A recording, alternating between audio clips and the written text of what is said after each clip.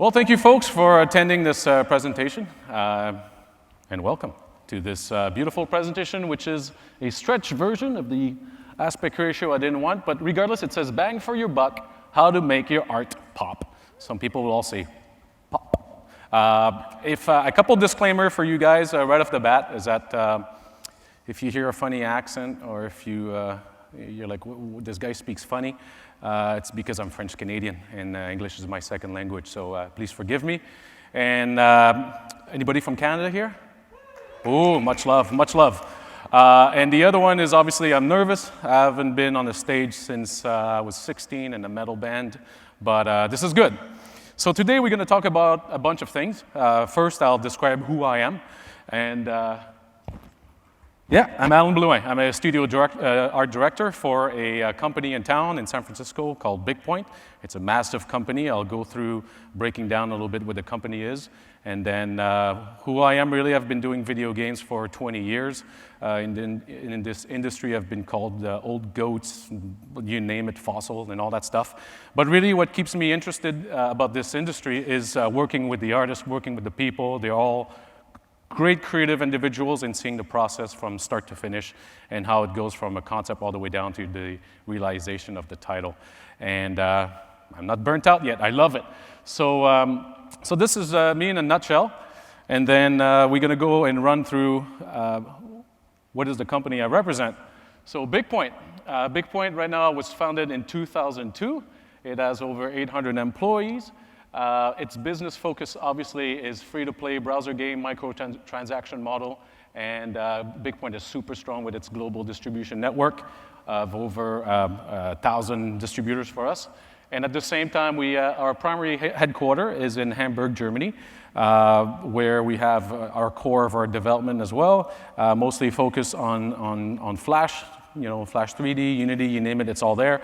And we have also other satellite studios in Berlin, Germany, in San Francisco here, in Malta, and a small distribution center as well in Sao Paulo, Brazil. We have 60 games right now currently in our catalog and bouncing and moving about, which is great. Translated in 35 languages worldwide. And we have more than 200 million users actually at our disposal. We receive a lot of awards, you name it, and I think we are nominated for 2 Unity Awards, so woo! This is the creepy baby slide, actually. It's phenomenally creepy, but it pretty much says that, you know, each day, you know, we have more users actually coming to our sites and registering than there are babies born in the world, and it's very beautiful. A few more detail. We read away, you know, I'm just going to skim over this real fast, but we founded in 2002. We entered the North American market in April 2010. We established a San Francisco office, which their primary focus is to develop Hollywood IP and AAA inter-browser titles. We thrive also on the casual, on the core, and on the hardcore market as well. We have some games as well to satisfy all these individuals. And we distribute our game, like I said previously, to over 1,000 partners worldwide. And we integrate over 150 different payment methods within our game. You can use a 7-Eleven card to play our titles. So it's awesome. And we introduced the free-to-play model to the Western world even before Zynga.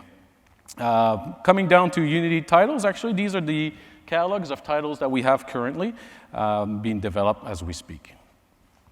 And quickly, we'll run through what is the difference between the PC and the console market versus the browser games. Of course, on the PC title, it takes you 2 to 3 years to develop. On a browser game, you got between 6 months and a year. On the PC side, you've got huge budget, you know, 25, 26, 27 million and beyond on budget. On our side, we develop usually a title for $1 million and up, but nothing too dramatic. Of course, on the PC console side, you are rigid by deadlines and retail requirements. If you don't make your Christmas deadline, well, it's too bad, restructure.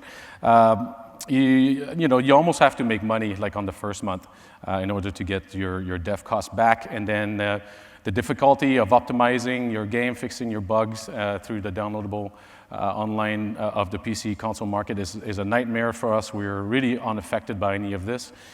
In most cases, we are very flexible. Here in a fun little cylinder-looking slides that our PR department provided me. I would have done differently. Sorry, the art is not great. But literally, it pretty much means that in the browser kind of space that we're in, we're able to iterate constantly. We bug fix, we introduce new features, we optimize, we bug fix new features. Literally, the title lives on forever and ever and ever. And today, we're going to talk about a few topics. I'm going to go over in a condensed version because I know that all the talks today got pushed back. I had the choice to do so as well, but I said, no, these guys are going to be pissed off. So we're going to talk about the art focus. What are you trying to do with your game? The efficiency in producing art. It has to run at the end of the day, and it has to be seen on multiple platforms worldwide. And the best practices. What are some of the tricks that we at Bigpoint do very well that we've learned through using Unity for the last year and a half? And I've, a studio art director, usually the guy behind the desk, but I'm actually physically in the engine itself, building every day as well. And then we'll run through a summary or, extra thoughts, and then question and answer at the end. So art focus, really what's important. So let's start with a few examples out there. If we look at, before even building a game, complement or thinking what you want to do, you want to see what you're trying to showcase. Is it going to be your character? Is it going to be your environment? Are you going to try to showcase VFX? What's the focal point of what you're trying to show? And using GTA there on the upper left section, you can see very much where they put their horsepower in terms of tech, in terms of graphic settings and all that stuff, and polygon count and texture and you name it, all that good stuff. They made insane vehicle physics. They got polygons where you wouldn't put them in rims and you name it. And then they also put a bit of emphasis on the character facial expressions because you get Nico all the time talking. But when you start looking at what they've done is to get the vehicle really solid, the character really solid, the rest of the environments and the texture and all the extra fluff on the side just becomes very minimal. And it's great. It's how you balance your title. On a case like FIFA over here, they have pretty specific targets. They want to make sure the character is believable, that the fabric is also sturdy, that it has all the physics, is deformed correctly. They're blending normal maps on top of crazy physics stuff, and I've seen all of it. And they want to make sure the shorts are constantly awesome and whatnot. And then it goes down to the player recognition. You want to make sure the athlete is who he is. And at the end, these kind of sports styles have like crazy hair and whatnot with physics in them. And they've also put their emphasis on the characters. Then afterwards, the pitch literally and the rest of the stadium is just kind of a blend of just very simple art. And they also put a lot of emphasis on the crowd, which is after the player, just because they want to sell the mood. And we've all been to soccer games in our imagination, in my case. But you can see that there's a lot of waves and a lot of flags and all that stuff going along. And then at the end, there's a game there that I think sold quite a bit, is Mario. Mario is not there, so believe that he's there. And in Mario, in any World 1, in any Mario Brother games out there, the first thing you see is a coin spinning or a box with a shiny glow effect on it. And that's their emphasis. They want you to just go there right away. So before you build anything in your title, lock this down. Looking at where we've put some of the emphasis for ourselves are in Battlestar. So in Battlestar right now, which is online, please go register, play the game, it's awesome. I had to say that, my PR guy is there. In Battlestar, actually, we've put the emphasis on the vehicles, on the actual spaceship. And this is where you're going to be spending most of the time as well, looking at these things up close. And I'll just run through them very quickly in terms of our Cylon Raider. Nice, the window's opening in it. So quickly, let's see here if I can work some magic. We have our Cylon Raider over here, that's in Unity, of course, and we are doing a lot of good stuff, all the normal maps, and we've used all the high-res geometry from ZBrush down to this, and we've got a little bit of specularity. This is my favorite. Of course, I'm going to show you some stuff which hopefully it's been approved by Bigpoint PR, but there's striping and all kind of individualism on the ships as well, and all kind of details. So again, it's to drive the message home that that was our core focus. And lastly, we'll just go for our Raptor over here with engine glowing and all that stuff. And And there you go. So what that means literally is that we spent a lot of cycles on the ship, a lot of cycles on making sure that there's characters inside, that when they get hit, it's believable. And we've constructed the geometry as well very cleanly to facilitate for feature expansions that are going to happen as well, which I'll talk about later as well. And but really, the bottom line with Battlestar is that aside from the ships, our space system, our nebulas, our star clusters, and all that stuff, they're fairly simplistic. And the reason of it is just because we want to generate insane amount of user doing massive space combat. And that was our core after the vehicles. And I'll show you a quick example. Last night I ended up going online. Oh, sorry, bad. Let's see here. Please click. If you don't click, then that's not cool. I think I'll get it. Virus. No, that's no big deal. So quickly last night I went on Caprica. I took my ship anyway, and I haven't invested too much money yet because I don't have to. I work for the company. But I quickly went on there and just kind of flied around my vehicle and just wanted to show you guys a little bit of our space combat and how much polygon and how much technology we're driving on screen at once. And it's running all at 30 frames a second, regardless of the device you're using. So a fairly interesting endeavor. And yes, I tried to be a little fancy there, started attacking people. I realized that I didn't pick up on my boost and upgrades early. And I think I get owned a little later. I tried to go fancy and do some spins, and that cost me quite a bit. And next thing I know, I died. Yeah, and I died fast. There we are. Die already. No? Oh, there you go. Oh, that's unfortunate. Like I've never seen this video before.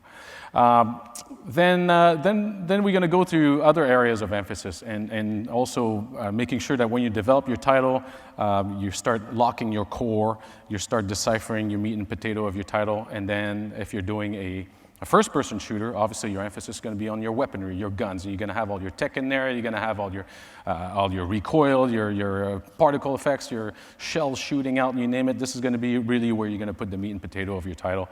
On the upper right, you've got a third-person game where literally the emphasis is on the back of the character. This is where you see the guys mostly, and you want to spend a lot of cycles optimizing, making sure that this stuff looks good, because the viewer will be exposed to this visual treatment constantly. And lastly, it is an isometric game, and like everything, you want to make sure that you capture the silhouette of the character, that you separate the character as well very cleverly. You want to make sure that you're using color tone or values or palette on the characters that are not used in the environment so they don't conflict together. You want to make sure your contrast range and your values on your character is not the same as the ground, and that eventually you're putting all your detail and horsepower on your characters, and your ground is usually very soft. And then you start wrapping around all the vehicles around it and all that good stuff. So, which reminds me as well, if you guys are developing an isometric game, it's kind of nice because it locks your camera very quickly. You can cheap out on removing all the back face culling on your geometry that you'll never see because your camera is locked and your angle is locked. The flexibility that you don't get if you're doing a first-person shooter because the whole thing is constantly shifting at all times. But these are just small tricks as well as we go. But always pay attention to also how close the user will get to the asset because it will also determine the cost, always. There are tricks, of course, if you tighten your field of view a little bit or if you start tilting down your perspective so you don't see the horizon line and you look at more of the ground, you instantly get a lot of good GPU cycle and fill rate cycle just because you're displaying a lot less of the scene and you're slowly kind of condensing, again, what you're wanting to showcase. But the next thing you got to do is that you got to start looking at what that looks like in game. How does it move? Okay, you've analyzed what you want to do, your focal point, you've got some ideas of the kind of vintage or view you're going to use. Well, then you need to see it move. And at Bigpoint, we have a science that we have to have a small fun playable within 3 weeks. Fun is important because if your game's not fun, it won't sell. And in 3 weeks, if you have just a bunch of building blocks going around and very light AI, it tells right away that, oh my God, they have something cool here. It can be sold to executive. They already understand where you're going. And at the same time on the art, it starts gelling a lot of what we're going to be seeing on screen at all times. So I would encourage you to do this all the time. And While this is happening, on the art side, we start looking at visual treatment. We start rolling some of the art tech that's going to have to go along with it, and then we start playing around with post-processing. And let's see here. Oh, yeah, sorry, I got this nifty thing in my hand. Oh, sweet. Silhouettes for one of the games that we're doing, which is Monsters, quickly. The tank class, which is, a block. You get the DPS, which is another shape that has a lot of negative space and emphasizes on powers. And caster, again, that is just kind of a sinuous hourglass shape, recognitions of shapes if you're doing isometric. Coming back to post-processing, this is really where the art director likes to spend pretty much his time. You lock him in a room in the dark, aside from lighting, and he'll just be in there just playing around with tweakers till the cows come home. And this is fun because literally you don't have to have a really solid, concept up front. And then I've seen a lot of cases where people just sit down, start throwing filters, more bloom, more color correction, more curse. And this guy probably hates Canadian there, that's why he's gone. But anyway, and then this is where you're putting all your filtering and stuff like that. You've got about like 15 different layers of post-processing, and you realize that your game just doesn't run. Your fill rate is down to a single digit. And then your draw calls are like in the 7 digits, nice and easy. So you don't want to do any of that. I would just say if you're going to use post-processing, they're very alluring in Unity. They're almost instant. You want to use that bloom right off the bat. And I know a lot of you guys are, I need to use it, but don't, just because they're expensive. And there's a lot of stuff that are very cheap, like the color curve, which I use quite a bit because they can be connected to AI. You can have a whole subsystem of programming languages behind it so that if you go somewhere, it tints a little red. If you go over there, it goes to a blackout or a whiteout, and you can do a lot of things with that little goodie along, or use as minimal as you can. Because at the end of the day, when you have to cater to all kind of machines and the low-end specs, this stuff is all removed anyway. Let's see here. So very quickly, I would say, because I've been doing consoles for not too long now, that is very alluring when you go from the console market to a Unity or browser style, development system. You quickly just want to start using all the stuff that you knew, like more normal maps, more occlusion map, more spec maps, more, and the list goes on and on and on. And Unity gives you that kind of freedom, and you can create your own shader from it. But very quickly, again, it's a cost battle. You'll find very quickly that if you keep that mentality into this kind of first generation browser title or 3D engines right now, you will eventually just have no frame rate left. So please always be cautious. And again, it comes down to putting your right content, your right focus, your right intent into the right basket. Well, and the good news is that Unity is fairly flexible for us. It's one of those things where you can start placing a couple lights very quickly. You start playing around with lights, and you get a nice little treatment very quickly. So a lot of people really on our team really enjoy that kind of freedom and iterative process. Now, some lighting here on one of our titles that we're developing right now, The Mummy Online, which is the team is working really hard in entering a very close beta. And I would say about lighting, though, lighting is one of these things where Beast is really friendly, Beast is very nice, but at the same time, Beast can be a beast to use.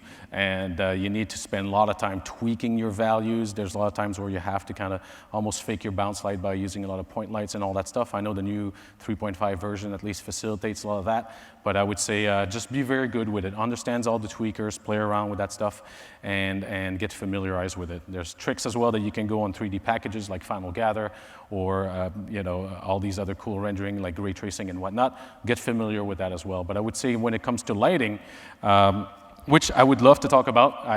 This is my number 2 passion, beside post-processing. And I would say, though, if you do something like this, don't reinvent lighting. They're proven solutions that have been done before many times. There's stage lighting. There's other games that have captured, what is the core intent of lighting temperature. And this is the part where I would say understand it very deeply, read about it, get comfortable with a 3D package and how it's done within this market. And at the end, you can start augmenting or exaggerating the values a little bit. But I would please don't start putting blue lights just because it looks cool, right? So then, but at the end, it comes down to having a balanced art expectation. and to create an asset list from it. Once your asset list is drummed up, document everything you just did. Put that in a wiki, put that in Confluence, put that wherever you want, but at the end, this knowledge will actually be very valuable because you'll have individual added to the artist group that will come on or off, and instantly they have to go in there and be familiar with the title and start flying around with it real fast. Then we're going to talk about efficient art. I've spoken a little bit of techniques of efficiency already, but now I'll start breaking down about when dealing with multiple different platforms and how that will change your graphic very dramatically from one to the next sometime. In the Western Hemisphere, actually, counting very influential countries for Bigpoint, which are Mexico and Brazil and all these individuals, we find out very quickly that about half of our users are able to run Unity or any other 3D browser engine with great capacity. They have desktop computers that are usually running DSLs. They have high-speed internet, which is great, and they are capable of running 1920 by 1024 resolution and on Windows desktop. So great. About half of those people in our side of the country can deal with these 3D assets that we're pumping.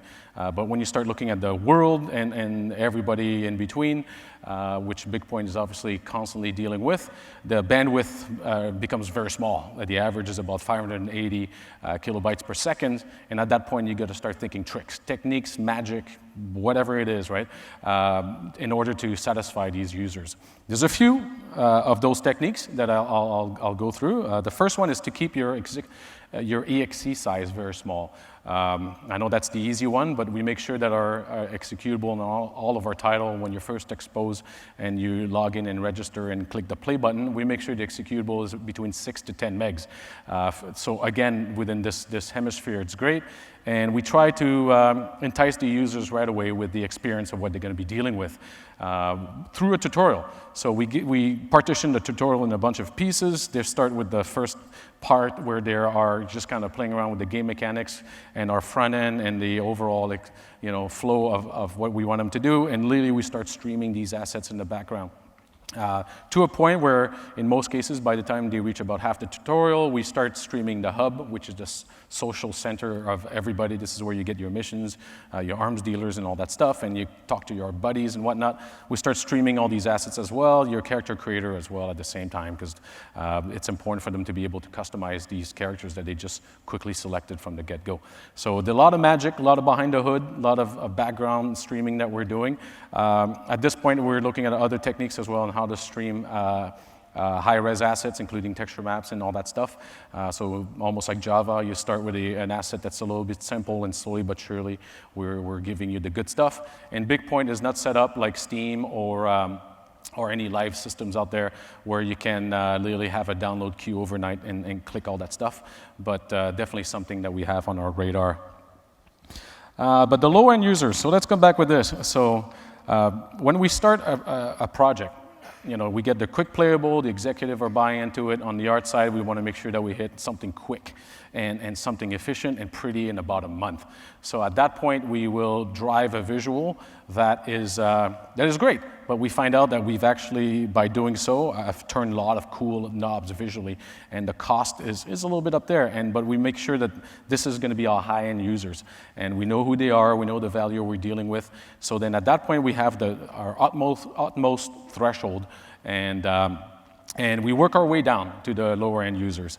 By going all the way down, we eventually hit the middle, and the middle is very important. This is literally where most of your market will actually read your game from or see your game from. This is your laptop, this is your portable, and these are the individuals. There's a lot of them.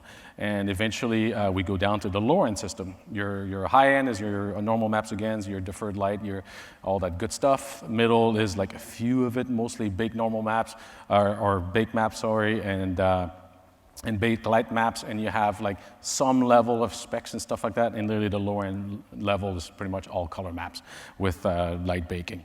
So let's walk through a little bit what that looks like on our side. Hey, look at that, load times. Yeah, that's pretty brutal. There we go. On the Mummy Online, actually, I just want to show you a quick tool that we produced, and this is kind of a gauge of what we do in order to attain this high level threshold that still looks presentable, and this lower end user.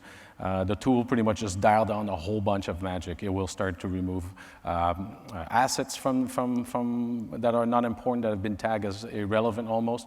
It will start degrading the textures. It will start doing all kind of light baking and trickery in order to retain a good graphic. And I'll go between our high specs and low spec. And this is our low spec. You can see on the lower right that the icon for the jar has been incredibly low-resed, and that the stuff that used to be on the table are gone. And aside from a few little proprietary things that we're doing, we're not losing too much of the visual. The individual with the lower-end spec, which is usually a machine in your father's basement, is still able to like kind of play the game and have a good game experience at 30 frames a second. Of course, we've dealt with all kind of cool stuff on the Unity side, like the occlusion culling and all that stuff, and we've been wrestling with some of that. We've had some success in some of our games, not in others, and we've also written some of our intellectual properties to deal with that kind of stuff. And all these things will actually help you getting good graphics, depending of the range that you want to hit. Let's see here. Then we'll talk about 3 key factors in producing your art. So we spoke about your focal point, efficiencies, tricks and techniques in order to dial down your visual and not lose too much. But there's also other things you have to think about when you're producing assets, is longevity. So these titles go on for years and years and years and never end. Another guy leaving, and you too. How dare you? But anyway, so then it comes down to longevity is important. You want to make sure that your title is flexible for years to come. We have a game, Dark Orbit, right now, which is almost 5.5 years old. It's 60 million users on it, and we're still adding new content. We had a giant content dump like last month, the biggest one in the history.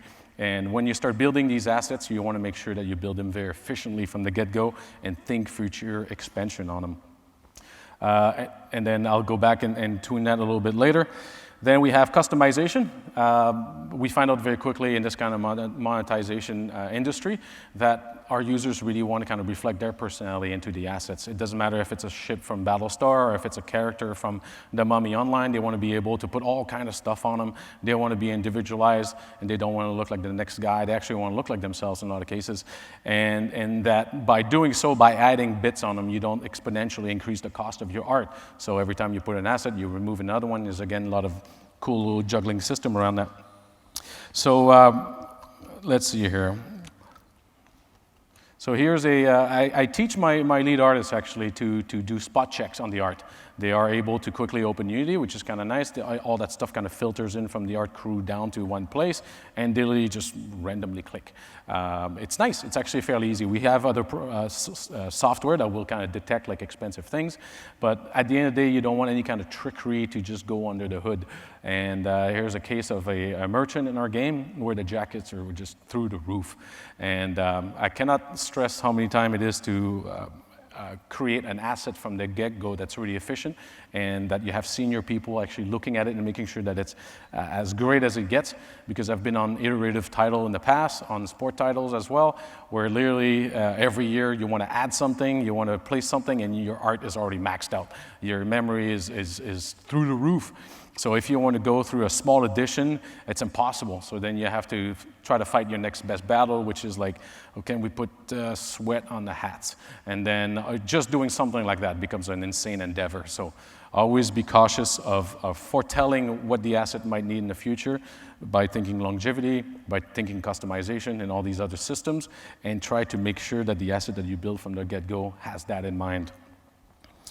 But what else?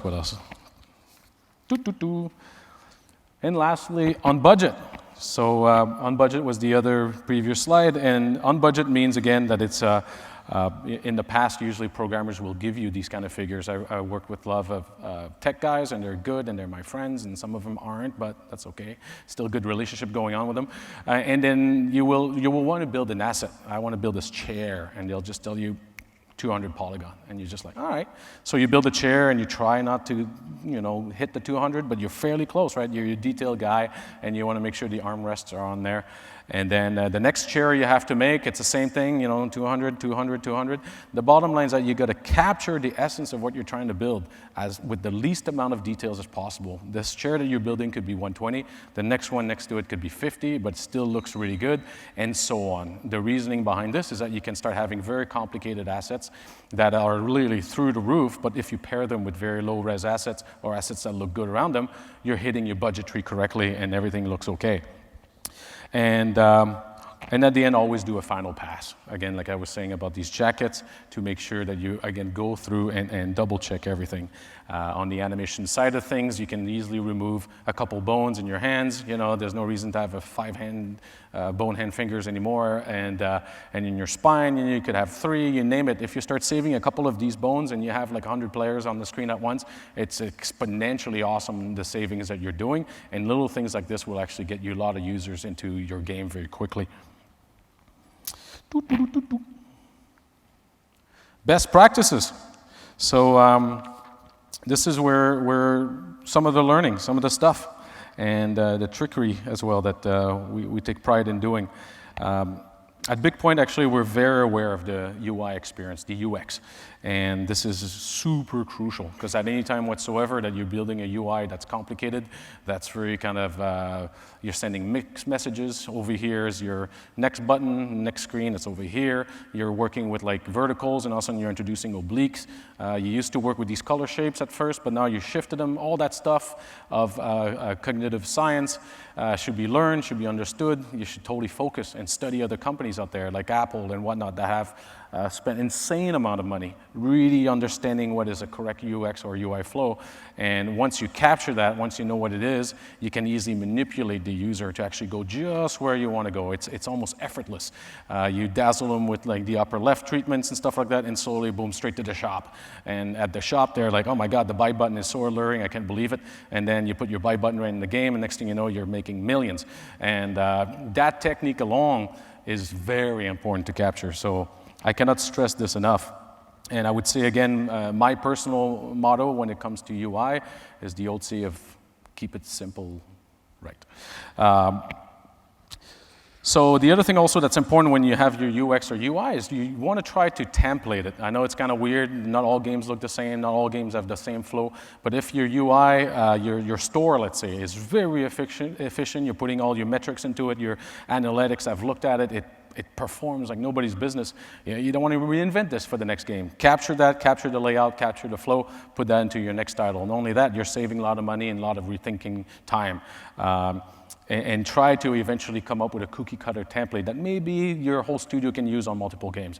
At Bigpoint, we have a few of these systems, and they're tremendously helpful. We also have a very dusty kind of UX god book, but that one is very special. We never opened it up.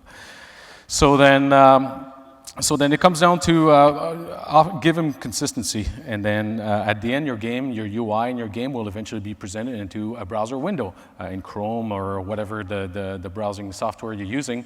But you will have eventually all the frame that potentially your web team produced, and then your game will be embedded into the window in the center. Well, these have to look consistent. You don't want your web team, which is like on the 3rd floor, and the game team, which is, God knows, could be in I don't know, China, to do different treatments. You want to make sure that by the time they're viewed together as one in the browser, that they look the same. So that's very important. And then we're going to talk about producing quick art direction. And why I say quick is because you have to. It's fun and sometimes to just kind of sit there with 15 concept guys and just kind of spend endless amount of money and budget and months and just say, make me, well, I don't know, ghostly skeleton guys, and you're exhausting amazing amount of resources and time. In this kind of business industry, you got to quickly focus what you want, answer the question real quick, come up with a treatment that's different, and then put the building blocks real quick. There's a lot of great things in there, and I'm going to say a dangerous word is recycle formulas. Recycle formulas is actually dangerous for creative minds, because we all want to make the next Da Vinci. We all want to make, the coolest, greatest thing that the world will observe and their eyes will pop out. But the reality of it is that A lot of games out there have done a lot of great things that if you don't study, you're trying to be bitter, different, whatever, you're shooting yourself in the foot. If you look at games like Diablo 3, Dota 2, and League of Legends, they're all isometric games that have similar formulas in them. Yes, the title looked very different, but they have very similar formulas. Capture what these formulas are, and they're all spelled out. Open your eyes to it, open your minds to it, and they'll give you an actual process on if you're making a similar game with a similar genre with a similar age group that you should adopt. And then you just bring that into your title. You obviously now know the fundamental rules. You can then push and pull them to whatever you want. And then you start becoming not a copycat, but a new version, upgraded version 2.2 of all these games.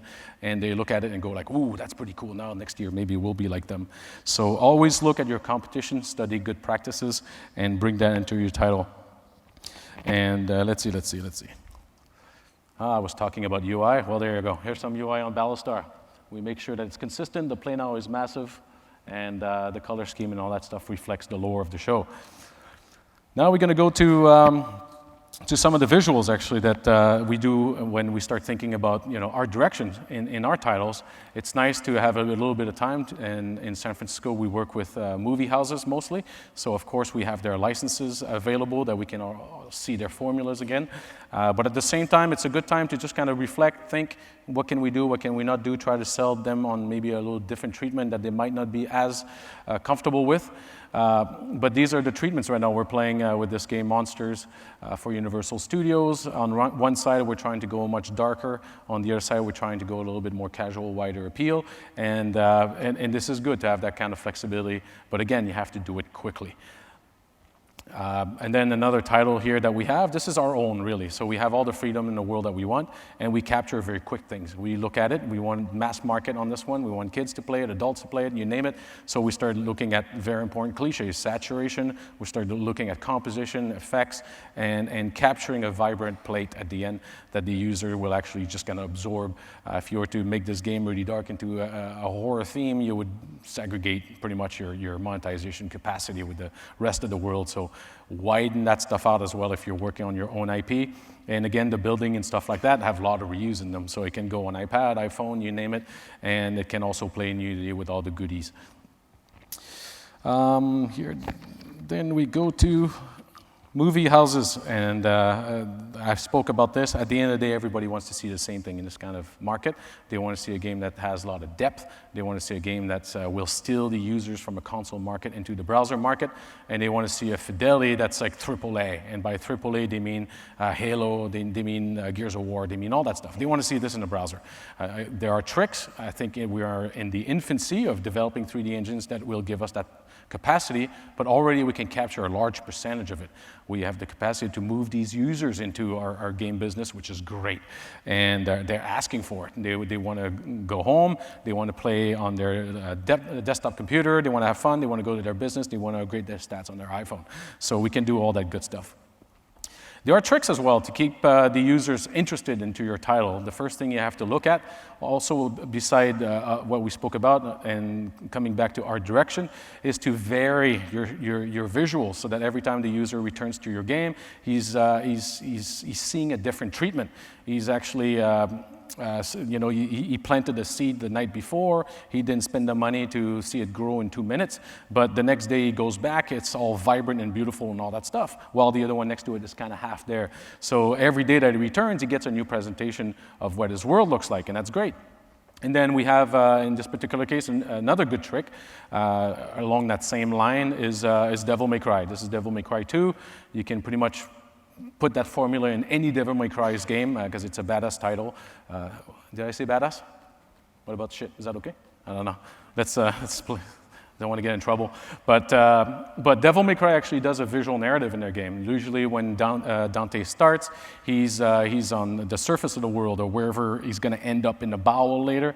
He's in the surface. Usually they go with a nice blue treatment, some cool colors and stuff like that. And slowly as he descends directly to hell or to the final boss, you can see the plate becoming warmer and warmer and more intense and all the vibrancy and the fire, and pretty much you're feeling it. So this is kind of cool. There's other tricks like doing time of day into your game that can give you a little bit of that. Let's see here. And another topic I wanted to talk about was world design. And I just want to caution you guys about this one. World design always starts with a concept, so that's good. But at the same time, it could be, in my opinion, one of the most dangerous things that if you don't address correctly from the get-go will cost you money and potentially cancellation of your title. And I've been on products lately that have actually felt some of that. So when it comes down to world design, the first thing you want to do is obviously have an idea of your setting, which is usually done through a concept, a storyline. The producer, his design docs and his briefs. And then you have your level designers, which are then just putting together quickly the building blocks of your world. When they put the building blocks on the art side, you can start just kind of feeding little template, just kind of box objects, literally in Unity that land there. You just kind of position them very quickly. That system works really good because then you're giving the building blocks in the hands of the lead world designer, and it's not done on the art side, on the environment side, because that's dangerous again. I've seen cases where the guy putting the environment together has a level designer behind him saying, move this left, move this right, and that's nasty. So go with the obvious of let the world designers and the level designers do their work. Give them the building blocks to actually do their part. They'll move all their gray block and stuff like that, and kind of play Lego in the corner for months. At the same time, this is good because they'll eventually attain an assurance that the level is correct on their side. They will have their world gone through QA a bunch of times.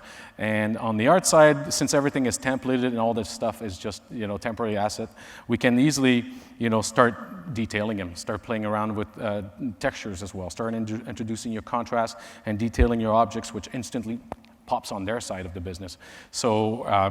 So we're not stopped, and it actually works really, really well for us to develop things like this. But I've been on games literally where I was saying that this wasn't done previously. I've been on a title which was canceled, and what we ended up happening is that we were putting like the road network, all the buildings, you name it, all that stuff. It looked awesome, and before the vehicle physics was even created. And what we found out very quickly is that even if you dialed in all your tuners on your most exciting sports car, the one that's going to cost you so much money to get at the end of the game, you couldn't even take the corners. The thing would just fly through everything, so it was nasty. The course correction to this was rejig the whole environment, which we did for a little while, and that didn't work. And lastly, the last one was to dial down all the vehicle property from, making sure that the sports car can actually take the corner all the way down to your basic starter vehicle, and the whole thing was broken. The starter vehicle felt like a bicycle, so we couldn't salvage it. So again, keep an eye on level design, make sure your level design is tight, and methodically go about, put responsibility in the right people's hand, and methodically go about and build it correctly. Then we go to final thoughts. Well, in making your game pop, you have to obey a few rules. Some of them are staging correctly, making a nice composition, and removing all the fluff that you don't need in your title. But I would say, again, to come back, you can grab individuals that are literally on Facebook, playing whatever game, and shift them into what we're doing, which is very exciting. When you do something like this, though, you got to be careful because you're bringing a different crowd, and you have to retain them real quick with some of the methodology or systems that they're comfortable with. So you can do that in clever ways. There's always the sense of achievement very quickly in the gaming experience as well. It's not like a console where you're vested financially and you're going to take forever to really play your game. They only have really about 5 minutes to play your game. If not, they're gone. And play other free-to-play titles. So give them a nice, quick, rewarding experience right off the bat. Play with colors, play with fun things like, wow, you just leveled out your character, your XP just went up by 2 ranks already. Put all your big, expensive particle systems on top of them. Put like, yeah, you're awesome, and really sell the fact that it's exciting to actually be playing this game. Never, ever, ever, ever make a game where the users feel sad. I know it's terrible, but if you want to steal these guys and they're going to play the game, if they get shot in the back in 2 seconds and they see themselves die and all their friends are laughing, they're gone. So be very careful. But the potential is again very there. And what else do we got here? This is good. If you're a small developer, I would recommend just making a fun game. You know, think App Store, think fun, quick mechanics, not too long, not too big. They don't have to be big games, right? Don't invest into an MMO, don't invest into an open world game kind of thing. It's murder. It's going to kill you. So think small, fun, exciting. And I was about to say MMO. We've got that one covered, so please don't do it. And create also great tools, because great tools on the tech art side intertwined with your art will actually deliver great art. And I'll walk you through some of the tools that were built at Bigpoint. This is our animation viewer. The slide is terrible. It doesn't tell you anything. This is great. And the ground is notorious, but don't worry about it. So all it is really, it's just a one-shop stop for an animator who is very hyper senior, and this guy, we have him on staff to sit there and have all the knobs he needs to do all his blends correctly, to call all the right animation, to play with his timing, to put the objects wherever he wants, to move his bones all over the place, and to eventually starts doing all kind of variants and all that stuff. It's actually fairly deep. And that way we're able to have a character that has a lot of personality, which again comes back to art direction, comes back to retention, comes back to creating a great experience. This is our star editor in Battlestar. It's fairly simplistic. Like as I was mentioning, our vehicles are the core focus in the battles, but also there's places where you want to eventually kind of, you know, spend your time and grind in PvE stuff. This is our star sector, so we put all the, you know, asteroid belts and all the conflict area on the map, and this is just a little tool that we developed to support some of that for us. And I would also say what's really important is to get people to download the Unity player. The Unity player is a showstopper for a lot of people. They see this thing right away, they go, I don't know what that is, sounds like a virus, close. So then entice them to do it. Entice them to actually click on it. What we do on all of our games here is that we, on our landing pages, on our website, is that we put literally Unity scenes that we have produced, that when the individual clicks on it, and we call them game shots. When he clicks on it, he actually sees what the game looks like. It's no longer a smoke and mirror thing. It's the game that's running. And here's a couple example here, of course, of what we have currently on our Mummy website. It's a little dark, is it? Yes, it is. No, it's all right. So it's literally a small little screenshot of what they want to see. I'm sorry if it's a little dark, but I would say go on the Mummy website and click on them. Then same thing over here. So these are fun little things, and then also the users love to do it. It's a lot better than just seeing a screenshot that's just stagnant and still. And again, at that point, they have the Unity players on their hardware, and they're good to go. And to drive the final point home, and I'm sorry if it took a little bit of time here, is that this is a great industry. I'm proud to be with Bigpoint. I'm super excited. This is the time where we are at the cusp of having individuals play whatever they want, with whoever they want, whenever they want, and with any devices they actually want. And this is the potential. This is where we're heading, and we're at the forefront of it.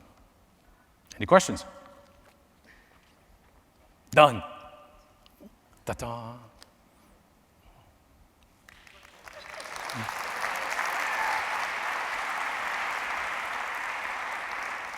2 minutes, 2 minutes. Quick question. No, anything? Oh, you got one, sorry. So how would you approach if you created a small scene to display your graphics inside Unity? Like, hey, you just downloaded the Unity plugin. Thanks for taking the risk of downloading Unity. Yeah. And we're going to display a small little scene of graphics. Yeah. How would you approach potentially the UI of that website or that web page and say, like, you should download Unity? Like, Yeah, we do it. His question is how much can you help the user actually download the Unity plugin? So we do it in a few things. One is that we show them how it's not dangerous, that the Unity plugin is widely used, and at the same time it's a 3D engine, and they have the choice to click on it just because we also give them in selling the potential of what they're going to see afterwards. So we kind of ease their tension a little bit, ease their discomfort, just by giving them just a quick heads up, just a quick readable text right before they see the Unity icon. They click on it, a little pop-up comes up. If it's just like, yeah, this is what you're about to do, are you okay with it? Click OK, boom, now they see it. And it's a nice onboarding system. But yes, you definitely have to smooth that out. No problem. Anything else? This is it.